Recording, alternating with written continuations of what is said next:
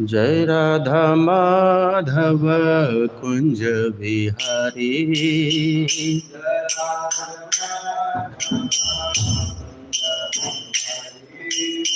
गोपी जन वल्लभ गिरवरधारी।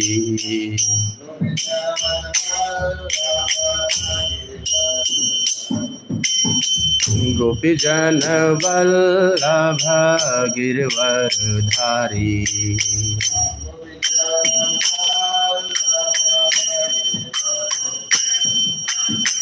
यशोदानंदन व्रज जन रंजन।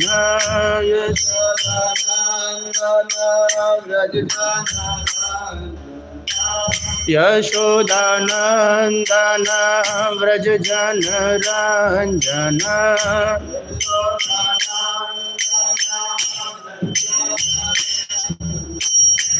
यमुना तीरा वनचारी। यमुना तीरा वनचारी। यमुना तीरा वनचारी। यमुना तीरा वनचारी। जय राधा माधव कुंज बिहारी।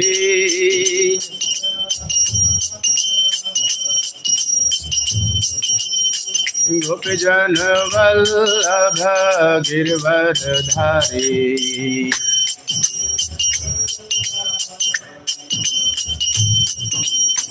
यशोदानंदन व्रज जन रंजन।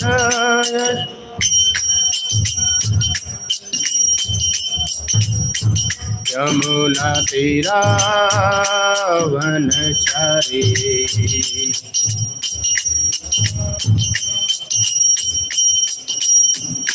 हरे कृष्णा कृष्णा कृष्णा हरे हरे। हरे राम राम राम हरे हरे। हरे कृष्णा कृष्णा कृष्णा हरे हरे। हरे राम राम राम हरे हरे। हरे कृष्णा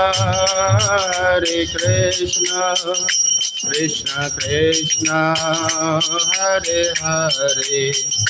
हरे राम राम राम हरे हरे। हरे कृष्णा कृष्णा कृष्णा हरे हरे। हरे राम राम राम हरे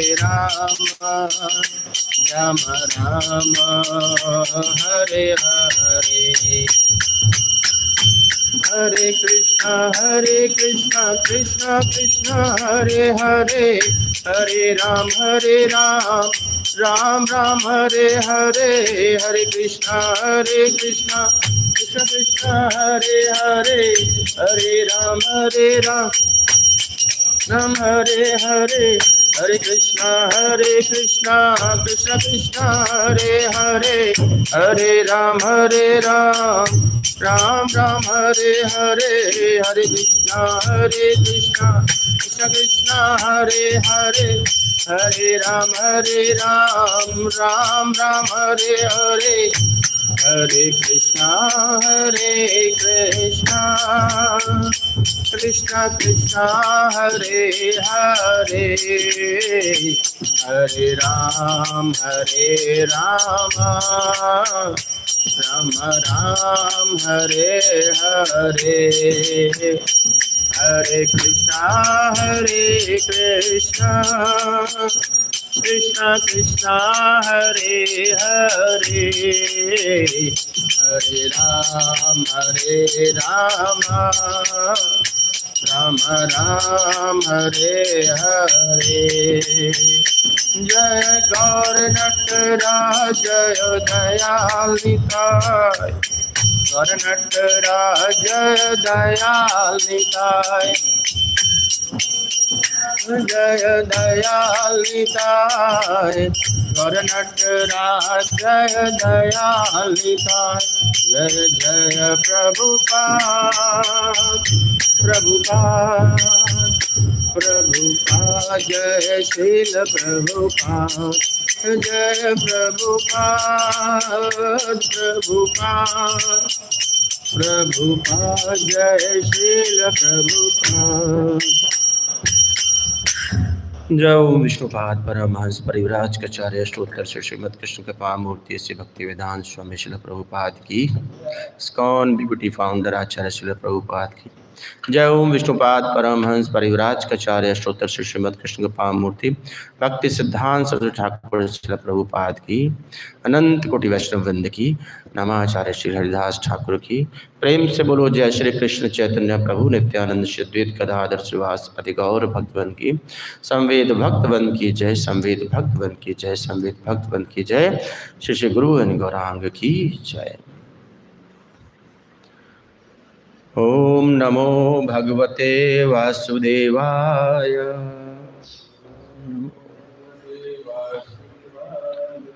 ओम नमो भगवते वासुदेवाय,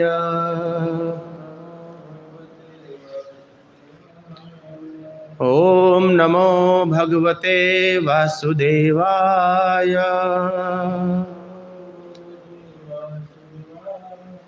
नारायणं नमस्तस्य नरं चैव नरोत्तमं, देवीं सरस्वतीं व्यासं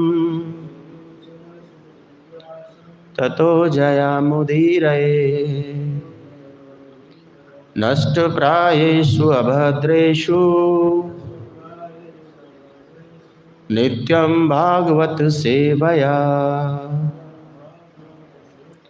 भगवती उत्तम श्लोके भक्तिर्भवति नैष्ठिकी। कृष्णाय वासुदेवाय देवकी नंदनाय च नंदगोपकुमाराय गोविंदाय नमो नमः। हरे कृष्णा। तो बहुत बहुत स्वागत है सबका आज की इस कक्षा में। आज हम चर्चा करेंगे पहले स्कंद के 19वें अध्याय का पहला श्लोक। जैसा कि अध्याय का शीर्षक है सुखदेव गोस्वामी का प्रकट होना, तो इस अध्याय में सुखदेव गोस्वामी के प्रकट होने की कथा है। तो शुरुआत करते हैं, पहले श्लोक दोहराएंगे। महीपतिस्त्वस्तु तत्कर्मगर्हम्, सूत उवाच महीपतिस्त्वत् तत्कर्मगर्ह्यम्,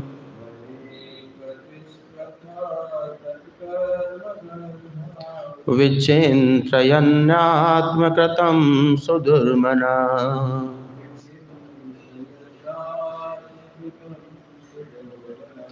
अहो मया नीचन अनार्याव्रतकृतं,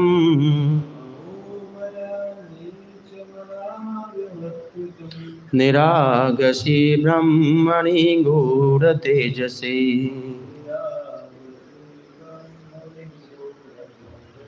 सूत उवाच महीपतिस्त्वत् तत्कर्मगर्ह्यम्,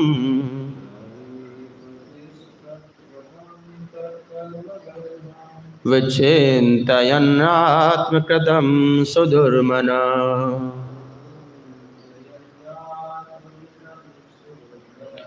अहो मया नीचमनार्यस्मृतिकृतम्,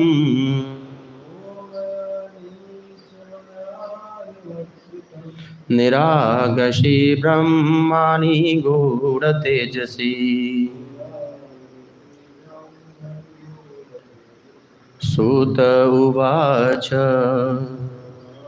महीपतिस्त्वत्तत्कर्मगर्हयम्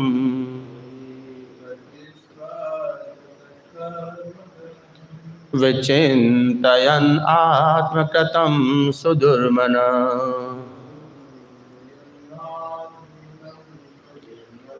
अहो मया नीचमनार्यवत् कृतम्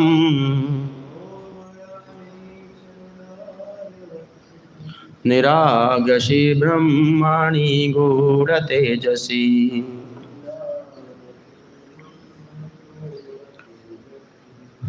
प्रभु जी। सूत उवाच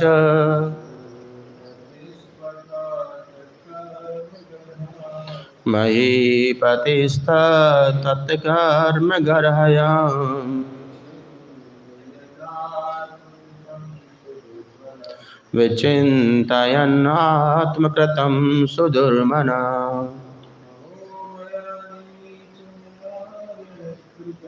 अहो मया नीचम् अनार्यवत् कृतम्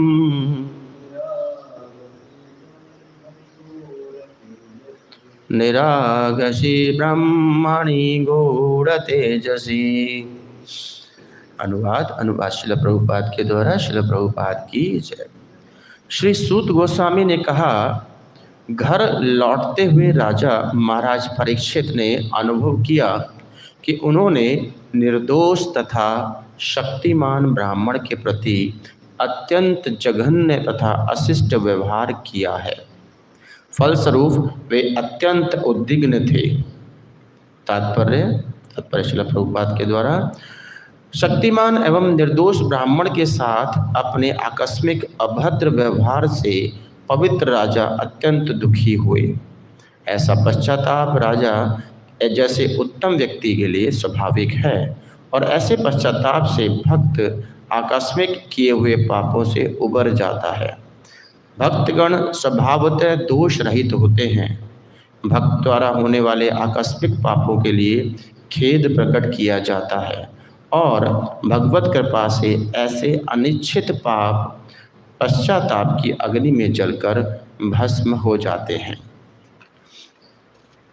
ओम अज्ञानतिमिरान्धस्य ज्ञानाञ्जनशलाकया चक्षुरुन्मिलितं येन तस्मै श्रीगुरुवे नमः। श्रीचैतन्यमनोभीष्टं स्थापितं येन भूतले स्वयं रूप कदा मह्यं ददाति स्वपदान्तिकम्। वन्देऽहं श्रीगुरोन् श्रीयुतपदकमलं श्रीगुरोन् वैष्णवांश्च। श्रीरूपं साग्रजातं सगण रघुनाथान्वितं तं सजीवं साद्वैतं सावधूतं परिजनसहितं कृष्ण चैतन्यदेवं श्रीराधा कृष्णपादान् सगण ललिता श्रीविशाखान्वितांश्च। हे कृष्ण करुणा सिंधो दीनबंधो जगतपते गोपेश गोपिका कांत राधा कांत नमोस्तुते। तप्त कांचन गौरांगी राधे वृंदावनेश्वरी वृषभानुसुते देवी प्रणमामि हरिप्रिये। वाञ्छाकल्पतरुभ्यश्च कृपा सिन्धुव एव च पतितानां पावनेभ्यो वैष्णवेभ्यो नमो नमः। नमो विष्णुपादाय कृष्णपृष्ठाय भूतले श्रीमते भक्तिवेदांत स्वामिनेति नामिने। नमस्ते सारस्वते देवे गौरवाणी प्रचारणे निर्विशेष शून्यवादी पाश्चात्य देशतारणे। जय श्री कृष्ण चैतन्य प्रभु नित्यानंद श्री अद्वैत गदाधर श्रीवासादि गौर भक्तवृंद। हरे कृष्णा कृष्ण कृष्ण हरे हरे हरे राम राम राम हरे हरे। हरे कृष्णा। तो बहुत बहुत स्वागत है आज की इस प्रातःकालीन भागवतम कक्षा में। आज हम चर्चा कर रहे हैं पहले स्कंद के 19वें अध्याय का पहला श्लोक। और जैसा कि अध्याय का शीर्षक है सुखदेव गोस्वामी का प्रकट होना। तो जैसा कि पिछले अध्याय में हमने समाप्त किया था, वहाँ पर शमीक ऋषि पछता रहे थे उस स्थिति पर जहाँ पर, क्योंकि उनके पुत्र श्रृंगी ऋषि ने जो श्राप दिया महाराज परीक्षित को, और महाराज परीक्षित ने क्योंकि उसका प्रतिकार नहीं किया, तो इसलिए इसी कारण से वो चिंतित थे कि श्रृंगी ऋषि का जो अपराध है वो क्षमा नहीं हो पाएगा। वो भगवान से प्रार्थना कर रहे हैं अलग अलग तरह से कि किसी प्रकार उनके अपराध को वो क्षमा किया जाए। तो इस वहाँ पर हमने समाप्त किया था। आगे आप चर्चा कर रहे हैं कि इस श्लोक में जब अर्थ को, शब्दार्थ को देखते हैं तो देखते हैं कि जो राजा है, घर लौटते हुए जब राजा वापस आए उस स्थिति से जहाँ पर वो उन श्रमिक ऋषि के विरुद्ध एक अपराध उन्होंने किया था, उनके गले में मरा हुआ सांप डाला था, तो उस पर्टिकुलर अपराध को महाराज परीक्षित अनुभव कर रहे थे और उसको देख रहे थे। उन्होंने जान रहे थे कि उन्होंने निर्दोष तथा शक्तिमान ब्राह्मण के प्रति अत्यंत जघन्य तथा अशिष्ट व्यवहार किया है। फलस्वरूप वे अत्यंत उद्विग्न थे। अब देखिए यहाँ पर कुछ शब्दों का प्रयोग किया गया है। यहाँ कह रहे हैं तो कि महाराज जो महीपति, जो इस पूरे धरती के राजा हैं, और कहते हैं कि वो, लेकिन वो घर जाते वक्त अपने उस कर्म को, उस कार्य को, जिसको गर्हम वर्ड यूज़ किया गया है, शब्द यूज़ किया गया, घृणित समझ रहे थे। क्या समझ रहे थे? अब उस चिंतन कर रहे थे कि उन्होंने एक ऐसे व्यक्ति के, जो सन्यासी उस समय चिंतन कर रहे थे, तपस्या में थे, उनके प्रति एक जघन्य अपराध, ऐसा अपराध किया है जो आर्यों को, जो कि धर्म का पालन करने वाले व्यक्ति होते हैं या धर्म पालन करने वाले जो राजा होते हैं, उनके लिए बिल्कुल भी शोभनीय नहीं है। और वो भी किसके विरुद्ध किया गया? ब्राह्मण के प्रति। ब्राह्मण के प्रति वैसे भी आर्य तो बहुत ही कृतज्ञ रहते हैं हमेशा, और वो तो ये कहा जाता है शास्त्रों में कि जो आर्य होते हैं या जो क्षत्रिय होते हैं, वो जो राज्य करते हैं वो ये मान के चलते हैं कि वो ब्राह्मणों द्वारा दिया गया है। और ऐसे स्थिति में ब्राह्मण के प्रति अपराध निश्चित रूप से बहुत ही जघन्य माना जाता है, और ऐसा ही महाराज परीक्षित अनुभव कर रहे हैं। देखिए, तो अपराध कई तरह के होते हैं। एक अपराध वो होते हैं जो जानबूझकर किया जाता है, एक अपराध किसी परिस्थिति बस अनजाने में हो जाता है, और जो अनजाने में अपराध होता है उसका पछतावा ज़्यादा होता है, और जो महान व्यक्ति हैं निश्चित रूप से ऐसे अपराधों का पछतावा या उसको महसूस करते हैं कि उनसे गलत हुआ है। ये व्यक्ति जो दोषी है, जो रजोगुण में है, तमोगुण में है, उसको कभी अपराध का बोध नहीं होता। लेकिन जो व्यक्ति सतोगुण में रहते हैं, जो व्यक्ति भागवत हैं और जो व्यक्ति भगवान की शरण में है, भक्त है, अगर उससे कोई अपराध हो जाए तो वो निश्चित रूप से उसको पछताता है। और ख़ास करके देखिए यहाँ पर दो चीज़ों का बड़ा स्पेशल वर्णन किया गया है। यहाँ देखिए महाराज की स्थिति क्या है कि महाराज एक शुद्ध भागवत हैं और वो अपराधों को, इस अपराध को महसूस कर रहे हैं कि हाँ मुझसे गलत हुआ। एक तरफ समिक ऋषि हैं, समिक ऋषि जब तपस्या में लीन थे, उनके विरुद्ध जो भी महाराज ने किया चाहते तो उनका तेज उतना था कि उसी समय उनको दंड दे सकते थे। लेकिन वहाँ देखिए कि समिक ऋषि भी इतने महान हैं कि उन्होंने भी उसका प्रतिकार नहीं किया, उसका विरोध नहीं किया, जैसा कि जनरली एक सामान्य रूप से प्रवृत्ति हो सकती थी। तो दोनों ही अपने अपनी जगह पे अपनी उस तेज का, अपने उस महानता को प्रकट कर रहे हैं। दोनों पछता रहे हैं कि एक गलत हुआ, एक पछतावा इसलिए कर रहे हैं कि ब्राह्मण के प्रति अपराध हुआ है, और एक ब्राह्मण है जो सही में ब्राह्मणत्व का गुण प्रकट कर रहे हैं, वो इसलिए चिंतित हैं क्योंकि महाराज ने प्रतिकार नहीं किया। तो इस अपराध की, जो अपराध उनके पुत्र से हुआ है, किसी भी कारणवश, परिस्थिति बस किसी भी तरह से अनजाने में हुआ है, वो कैसे उससे छुटकारा मिलेगा, कैसे उससे माफ़ी मिलेगी। तो प्रभुपाद लिखते हैं तात्पर्य में कि शक्तिमान एवं निर्दोष ब्राह्मण के साथ अपने आकस्मिक अबद्ध व्यवहार से राजा अत्यंत दुखी हुए। राजा बहुत दुखी थे। देखिए, अपराध बहुत सारे होते हैं। जब जो सन्यासी होते हैं, जो ब्राह्मण होते हैं, ऐसे बहुत सारे ऐसे उदाहरण मिल जाएंगे आपको आसपास। ऐसा नहीं कि आपने कभी अपमान महसूस ना किया हो या आप कभी अपमानित ना हुए हों, लेकिन सही में अपमानित अगर आपको किया गया या आप हो जाएं कहीं पर, तो उसका प्रतिकार ना करना सबसे बड़ा गुण है। हम जब उसको प्रतिकार करते हैं, जब उसका विरोध करते हैं, और अगर हम उसके अगेंस्ट में कुछ भी बोल रहे हैं, अगर उनको तुरंत उसको रिटेलिएट करते हैं, तो फिर ना तो उसका अपराध कुछ रहा, और हो सकता है कि आपके ऊपर और अपराध आ जाए। तो एक शुद्ध भक्त, एक भक्त की पहचान ये होती है कि वो अपराध जो है उसको महसूस करते हैं और किसी अपराध के विरुद्ध नहीं बोलते।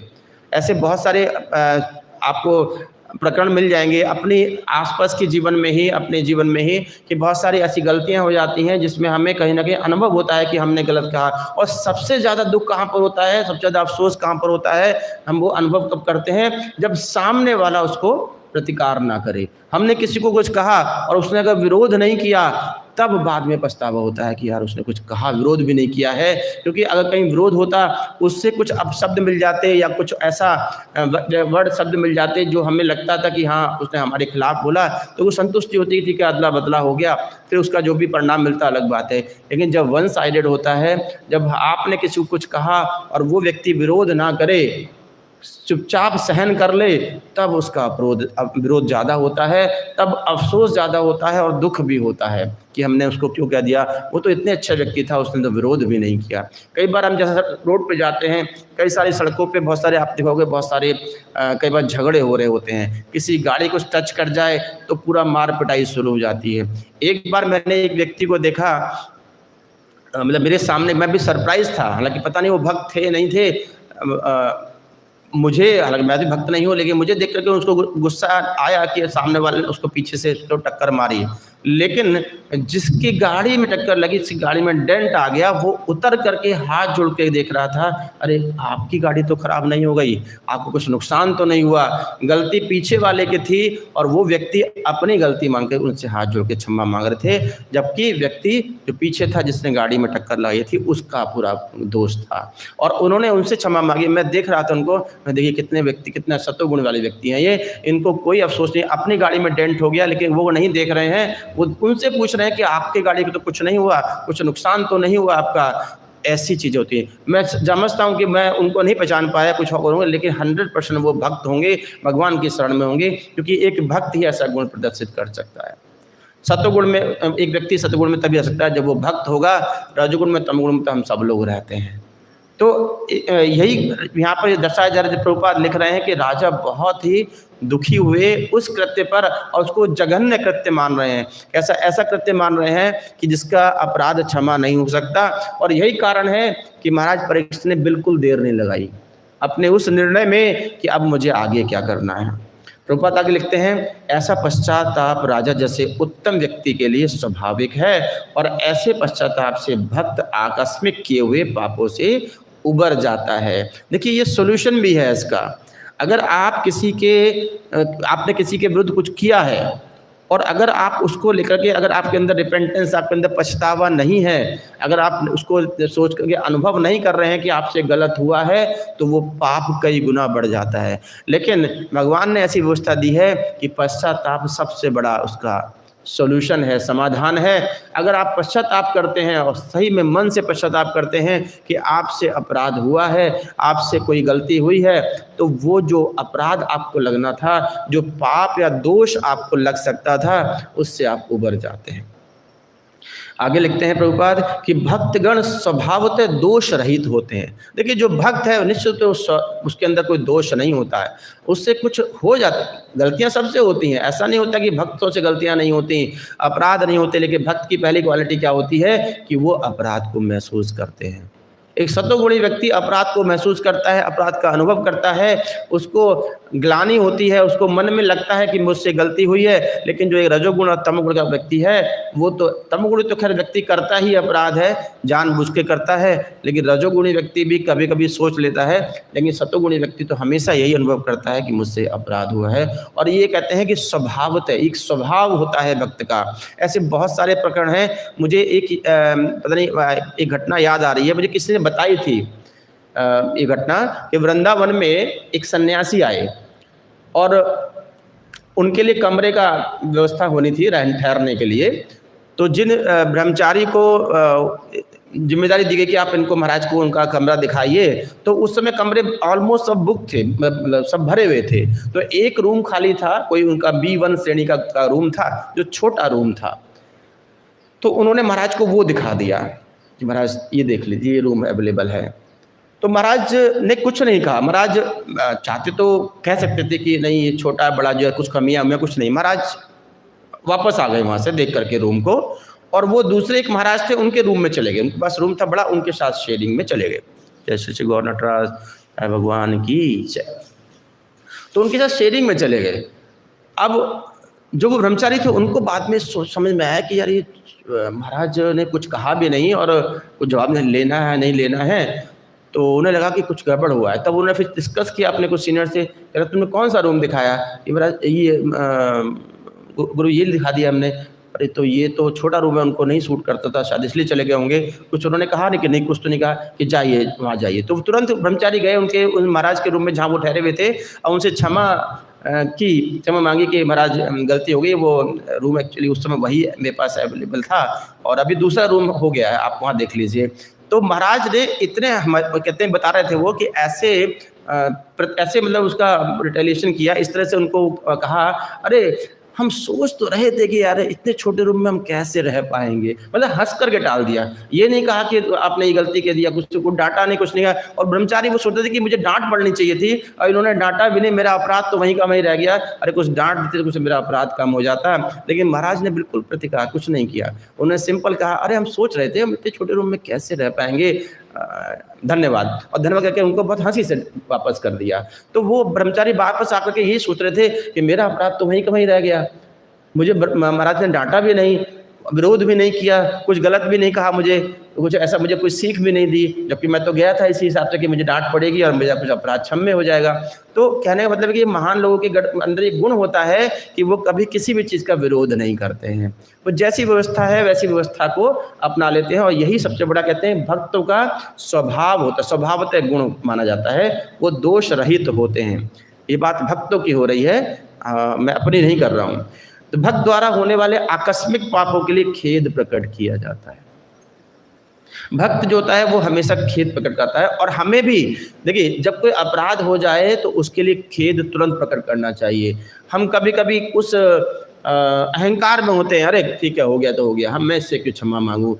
उससे वो अपराध कई गुना, अगर कुछ अपराध उस व्यक्ति के मन में भी कुछ आया हुआ तो वो अपराध भी आपके मन में ट्रांसफर हो जाता है। अगर किसी व्यक्ति ने, भक्त ने या किसी व्यक्ति ने अगर प्रदर्शित भी नहीं किया, उसको मन में भी आ गया तो अपराध तो माना जाता है। लेकिन अगर वो आपने उसको खेद प्रकट नहीं किया तो उसका अपराध भी आपके ऊपर आ जाता है। ऐसा कई पर आचार्य लोग बताते हैं। तो कहते हैं कि हमें तुरंत अपने किसी भी पाप का, किसी भी अपराध का तुरंत से खेद प्रकट करना चाहिए। और कहते हैं कि भगवत कृपा से ऐसे अनिश्चित पाप पश्चाताप की अग्नि में जलकर भस्म हो जाते हैं। जब हम इस तरह की कोई खेद प्रकट करते हैं, जब कोई अनिश्चित हमारे से पाप होता है, उसका पश्चाताप करते हैं, तो कहता है कि वो इस पश्चाताप की अग्नि में वो सारे पाप, सारे दोष जलकर भस्म हो जाते हैं। ऐसा आचार्यगण बताते हैं, ऐसा शास्त्र कहता है। देखिए, इसीलिए कहते हैं कि एक भक्त का सानिध्य होना चाहिए। अगर भक्त के आप सानिध्य में तो आपसे पाप होगा नहीं, और जब होगा तो आप निश्चित रूप से पश्चाताप भी करेंगे, क्योंकि आपको भक्त से मोटिवेशन मिलता है। ऐसे बहुत सारे उदाहरण हैं जिनके जीवन में भक्त आए और भक्तों से जीवन बदल गया। एक नहीं, सैकड़ों एग्जाम्पल हैं। अगर हम प्रभुपाद को ले लें तो प्रभुपाद के जीवन में भक्त आए, भक्ति सिद्धांत सरस्वती ठाकुर, पहली मुलाकात हुई, पहली कहते कि लव एट फर्स्ट साइट बोलते हैं, फर्स्ट मीटिंग में ही प्रभुपाद इतने आकर्षित हो गए, स्वयं भक्ति सिद्धांत सरस्वती ठाकुर आकर्षित हुए उनसे और उन्हें तुरंत सेवा सौंप दी। एक व्यक्ति जो प्रभुपाद का कोई ऐसा वो नहीं था, ठीक है, प्रभुपाद भक्त थे, शुरू से ही भगवान की भक्ति करते थे, जगन्नाथ जी की यात्रा निकालते थे, लेकिन कहीं ऐसे मतलब एक्टिव कहीं वह कनेक्टेड नहीं थे किसी संस्था से, किसी व्यक्ति से, और आज़ादी की लड़ाई में कहीं पार्टिसिपेट करते थे, सुभाष चंद्र बोस के साथ रहते थे। अचानक से एकदम एक भक्त का दर्शन हुआ और सब जीवन बदल गया। तो कहते हैं ऐसे, और ऐसे कई एग्जाम्पल हैं। शिवाजी महाराज को हम कितने बड़े महान नेता के रूप में देखते हैं। ऐसा नहीं कि उनके जीवन में भक्त कौन थे? उनकी माता जीजाबाई, उनकी माता ने उनका जीवन बदल दिया। ऐसे बहुत सारे उदाहरण मिलते हैं। महाराणा प्रताप को ले लीजिए, इन सबके जीवन में कोई ना कोई भक्त आए। महाराणा प्रताप के जीवन में परिवार में मीराबाई जैसी भक्त हुई, उस पूरे परिवार का इतना नाम हो गया उन भक्त की वजह से। तो भक्तों का प्रभाव हमेशा होता है, इसलिए हमें भक्तों का सानिध्य हमें करना चाहिए।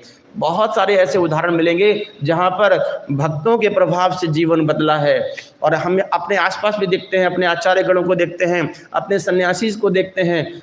उनका जब हम इतिहास पढ़ते हैं, उनके बारे में हिस्ट्री जानते हैं, उनके बारे में सुनते हैं कि वो कैसे भगवान के संपर्क में आए, तो हर व्यक्ति यही बताएंगे कि मुझे वो भक्त मिले थे। और आप स्वयं भी देख सकते हैं, जब आप अपने आप को देखते हैं तो आप स्वयं देखिए, पीछे मुड़ के देखिए कि कोई ना कोई भक्त मिले होंगे आपको, जो आपको कहीं इस्कॉन मंदिर में लेकर आए होंगे, कोई आपको हरे कृष्ण मंदिर के अंदर लेकर आए होंगे, जिन्होंने भगवान का रास्ता दिखाया होगा, जिन्होंने भगवान के बारे में बताया होगा, जिन्होंने भगवान की शरणागति की विशेषता बताई होगी, जिन्होंने भगवान के नाम का महत्व बताया होगा, वो कोई ना कोई भक्त हुए होंगे। और उन्हीं भक्त की वजह से आज आप शायद मंदिर में बैठे हैं, आज आप शायद हाथ में माला लिए बैठे हैं, आज आप शायद भगवान की सेवा कर रहे हैं।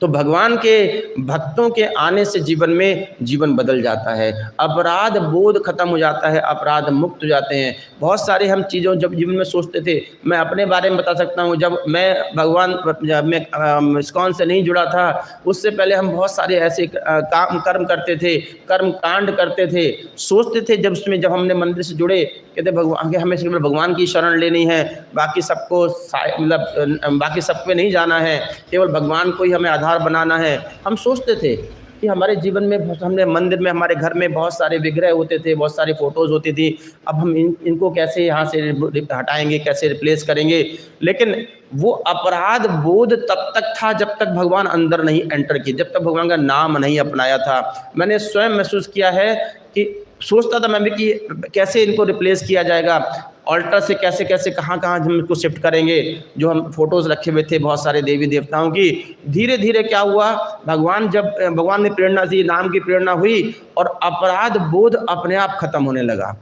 धीरे धीरे जब हमको हटाना स्टार्ट किया तो अपराध बोध नहीं हुआ। क्यों? कारण क्या था? क्योंकि भक्तों की शरण में थे हम लोग, भगवान की शरण में थे।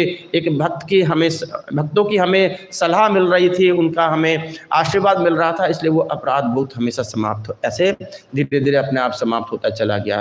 तो कहने का केवल तात्पर्य यह है कि हमें हमेशा भक्तों की शरण में, भक्तों के संग में रहना चाहिए, भगवान की शरण में रहना चाहिए, और अपने किए हुए को खेद प्रकट करना आना चाहिए। मैं जब पढ़ रहा था, कोर्स कर रहे थे हम लोग भक्ति शास्त्री का, तो स्पेशली भक्ति रसायन सिंधु जब पढ़ रहे थे, तो उसमें यही कक्षा में हमारे जो टीचर थे उन्होंने यह स्पेशल समझाया था कि कैसे हमें अपना अपराध को महसूस करना है और कैसे खेद प्रकट करना है। कहते हैं कि जिसके प्रति हुआ हो उसको किसी भी तरह से आप जैसे कंफर्टेबल अपना वो समझते हो, सबसे अच्छा तो वो है आपके पास जा करके उससे क्षमा मांगिए। अगर नहीं कर पा रहे, कुछ ऐसा लग रहा है नहीं कर पा रहे, तो कुछ नहीं, आज के टाइम में बहुत सारे आपके पास मीन्स अवेलेबल हैं। आप उनको मैसेज कर सकते हैं, आप उनको लिख करके, चिट्ठी लिख करके भेज सकते हैं, कुछ भी करके उनसे अपराध की क्षमा मांगना चाहिए। और उसके बाद जो आपको आनंद प्राप्त होगा वो आनंद बिल्कुल असीमित होगा, उसके आनंद की सीमा नहीं होगी। और आप ही को नहीं, जिस व्यक्ति से आप खेद प्रकट कर रहे हैं वो भी उतने आनंद में होंगे कि आप सोच नहीं सकते, उनके आनंद की सीमा नहीं। क्योंकि कहीं ना कहीं ऐसा नहीं होता, आप जिसके खिलाफ अपराध कर रहे हैं उनके मन में ये रहता तो है कि इसने किया, लेकिन ये अपराध बोध नहीं हो रहा, और कुछ ना कुछ एकाध शब्द अगर उनके मन में आ भी गया होगा तो उनको अपराध जो लगा होगा वो भी उनका अपराध खत्म हो जाता है जब आप उनसे क्षमा मांगते हैं, आप जाकर के खेद प्रकट करते हैं। इसलिए कहते हैं, प्रभुपाद समझाते हैं तात्पर्य में कि हमें वो गुण डेवलप करना चाहिए, वो गुण विकसित करना चाहिए जो हमारा स्वाभाविक गुण है, अब उस निश्चित रूप से वो गुण तो भक्त के अंदर हो सकता है। जब हम भक्त बनेंगे तभी वो गुण भी आएंगे। तो प्रयास यही करना है कि हम भक्त बनने का प्रयास करें, भक्तों के संग में रहें, ताकि उन गुणों को हम अपना सकें, उन गुणों को अपने अंदर प्रवेश करा सकें, जिसकी वजह से हमें किसी भी अपराध का बोध होना स्टार्ट हो जाए, किसी अपराध का हमें खेद प्रकट करने की हमें प्रेरणा मिले, जो हमें अभी नहीं होती है। हम छोटी छोटी चीज़ों पर लेकर के बैठ जाते हैं, छोटी छोटी चीज़ों को कुछ भी उनको बोल देते हैं, हम सोचते नहीं है हमें क्या कहना है, वो जो स्थिति है वो किस परिस्थिति वश हुई होगी इस पे विचार भी नहीं करते और क्या देते हैं, देखो प्रभु जी उसकी वजह से उसने ऐसा कर दिया। अरे उसने ऐसा कर दिया, कोई करता नहीं है, हो जाता है।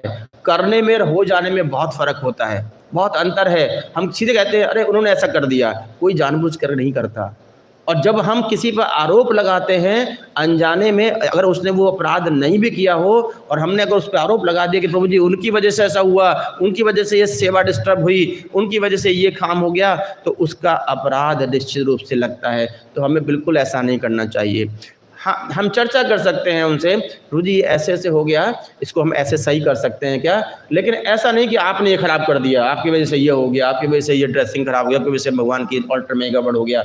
नहीं, बिल्कुल नहीं करना चाहिए। सबसे बड़ा अपराध है वो दिन भर हम लोग करते हैं। क्यों? क्योंकि कारण यही है कि वी आर इन मेकिंग हैं, हम भक्त इन मेकिंग हैं, हम भक्त नहीं बन पा रहे हैं। अगर भक्त बनने का प्रयास करना है, भक्त बनना चाहते हैं, तो हमें प्रभुपाद की उस सीख पर, उस लेसन पर ध्यान करना होगा जिसमें प्रभुपाद लिख रहे हैं कि भक्तगण स्वभावतः दोष रहित होते हैं। तो हम दोष रहित कब हो सकते हैं? जब हम ऐसे संग में जाएंगे और जब हम खेद प्रकट करना, पश्चाताप करना सीखेंगे। ये अंतिम लाइन में यही लिखा गया है कि किसी भी अनिच्छित पाप, देखिए इच्छित अनिच्छित दोनों पाप, अनिच्छित पाप लिख रहे हैं प्रभुपाद यहाँ पर। मैं तो ये कह सकता हूँ कि इच्छित और अनिच्छित दोनों ही पाप शायद हो सकता है कि पश्चाताप से समाप्त हो जाते हैं। हाँ, ये सब अलग बात है कि पश्चाताप के बाद थोड़ा सा आपको दंड महसूस आपको झेलना पड़े इच्छित पाप के लिए, लेकिन अनिच्छित पाप तो निश्चित रूप से भगवान की ऐसी व्यवस्था है कि वो पाप तो केवल आपके अपराध बोध होने से, आपके खेद प्रकट करने से, आपके उस पश्चाताप को महसूस करने से ही समाप्त हो जाते हैं। इतना कहते हैं कि पश्चाताप की अग्नि इतनी भयानक होती है, इतना तेज होती है कि बड़े से बड़े अपराध को क्षमा कर आपके समाप्त कर सकती है, अगर आप सही में मन से, भाव से अपने आप को पश्चाताप की अग्नि में जलाते हैं। तो इसलिए कहते हैं कि पश्चाताप की अग्नि सबसे विशेष होती है। महाराज परीक्षित ने वही किया। महाराज परीक्षित ने कोई प्रतिकार नहीं किया श्रृंगी ऋषि का, कोई प्रतिकार नहीं किया उस श्राप का, केवल पश्चाताप किया कि मुझसे अपराध हुआ है और इसकी सजा मुझे मिलनी ही चाहिए थी। और महाराज परीक्षित ने उसके बाद तुरंत वो निर्णय लिया कि मुझे अब क्या करना है। उन्होंने एकदम से निर्णय लिया कि मुझे अब सिर्फ भगवान की शरण लेनी है। ये शायद भगवान की व्यवस्था है और यही सच्चाई भी थी, भगवान ने ऐसी व्यवस्था की थी। भगवान ने इस तरह का, देखिए महाराज परीक्षित का क्या इतिहास है। महाराज परीक्षित इतने महान, इतने बड़े परिवार से आते हैं, इतने बड़े महान लोगों के फैमिली से आते थे। और सबसे बड़ी बात है कि महाराज परीक्षित तो वो व्यक्ति है, वो है जिन्होंने अपने जन्म लेने से पहले ही भगवान के दर्शन कर लिए थे। ऐसे व्यक्ति कहाँ से दोषी हो सकते हैं? लेकिन फिर भी उन्होंने अपने उस दोष को अनुभव किया, उस अपराध को अनुभव किया और उसके लिए फिर अपने उस राह को चुना, उस पथ को चुना जिससे वो अपने इस अपराध से मुक्त हो सकते थे। और वो पथ क्या था? वो पथ था भगवान की शरण। वो भगवान की शरण में गए और इसी के बाद कहते हैं कि ये सब व्यवस्था थी कि भागवतम जैसे महान ग्रंथ का प्राकट्य हुआ। सुखदेव गोस्वामी का प्राकट्य भी शायद इसी वजह से हुआ था, इसी कारण से हुआ था। सब चीज़ के भगवान की सारी व्यवस्थाएं ऐसी होती हैं, भगवान सभी चीज़ों के लिए, सभी जितनी उत्पत्ति करते हैं उनका कोई ना कोई कारण रख सकते हैं। तो यही कारण रहा होगा जिसकी वजह से ऐसा सब कुछ हुआ। लेकिन हुआ तभी जब महाराज परीक्षित ने पश्चाताप किया। अगर पश्चाताप नहीं करते, अगर अपने को रिटेलिएट कर देते, प्रतिकार कर देते, तो शायद ऐसा नहीं होता। इसलिए कहते हैं कि भक्तों का यही गुण है, हमें सीखना चाहिए महाराज परीक्षित से कि हम कभी भी किसी को प्रतिकार ना करें, पश्चाताप करने का प्रयास करें। पश्चाताप की अग्नि में हम निश्चित रूप से शुद्ध हो सकते हैं। हरे कृष्णा कृष्णा कृष्णा हरे हरे, हरे राम राम राम हरे हरे। तो बहुत बहुत धन्यवाद सभी का आज की इस कक्षा में सम्मिलित होने के लिए। किसी का कोई प्रश्न हो तो ज़रूर पूछ सकते हैं, जैसे कि प्रथा है।